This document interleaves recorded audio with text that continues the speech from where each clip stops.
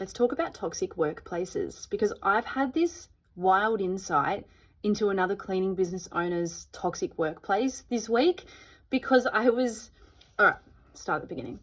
So there is a cleaning business owner who has a bit of a following online. Her area, part of my area, just part of it, overlaps her area, but she specializes in really deep cleans. And so actually when we get a clean that is too much for us, we handball it over to her. So we have this, what I thought was like a professional, friendly online, relationship of sorts.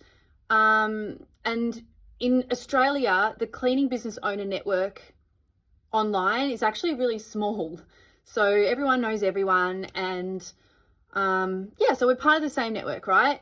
And I was sent unexpectedly these screenshots of this cleaning business owner's work group chat, because I was in them, as was another cleaner who we also know.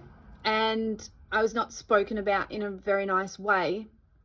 Not only that, it was said in this group chat, like I only had a snippet of it, but it said they talk about me a lot. Like I'm a topic of conversation for their team. And what it did was it reaffirmed for me how important my role as keeper of the vibe at the Big Clean Co is. And that I have been like that since before I opened the cleaning business. Like it's been my goal forever. I am keeper of the vibe. The vibe of this business has to be up here. Happy cleaners make happy customers. And I want people to enjoy coming here to work, whether they work here with us for a month, a year, 2 years, whatever. I want this to be a place to work that is not nasty and toxic. And what I saw in this cleaning business owners group work chat was that this particular business owner is keeper of the vibe, but the vibe's down here. She leads these talks that are nasty and derogatory, not just about me, but about their clients.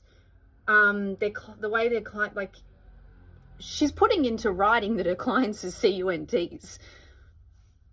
You got a lot of trust in your employees if you can talk about your clients like that in writing and think it's never going to come back to bite you. Because I guess there can be sometimes this blurred line, like the relationship between an employer and an employee, there is always a power imbalance. So even though it can feel like you guys are friends, you're not.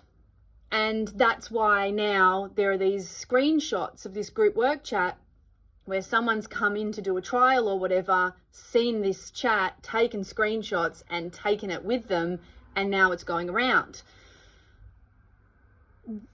In her defense, this cleaning business owner, she knows, and she's said to me, she apologizes, she has spoken about me badly, it comes from a place of jealousy.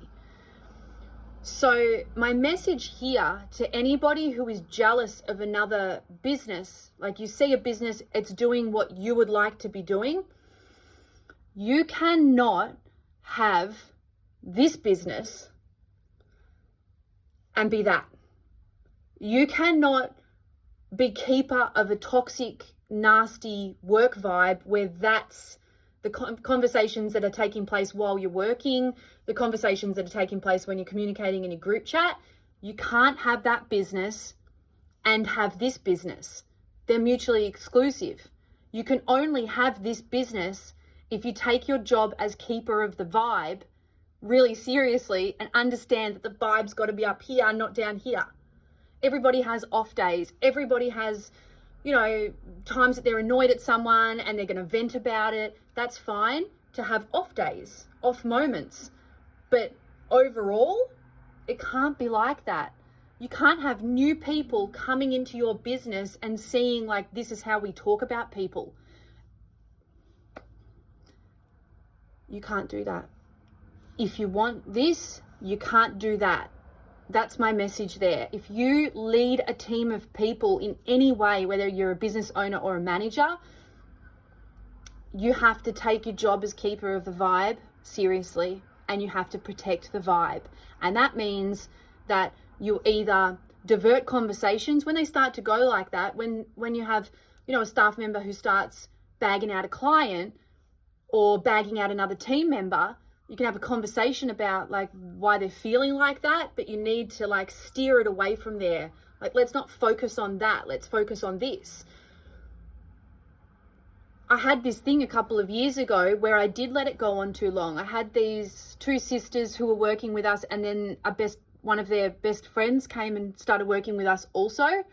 And so they were like this little clique, and they started sort of bringing other team members into their little clique, and they started hanging out outside of work.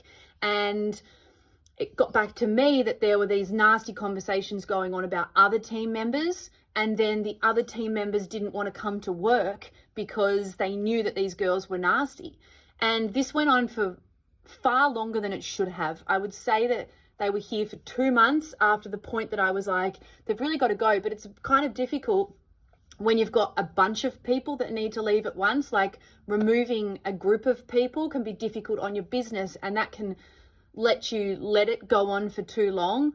But it's never worth it, because toxicity in a workplace spreads like a cancer, and it's always going to get back to your clients and customers.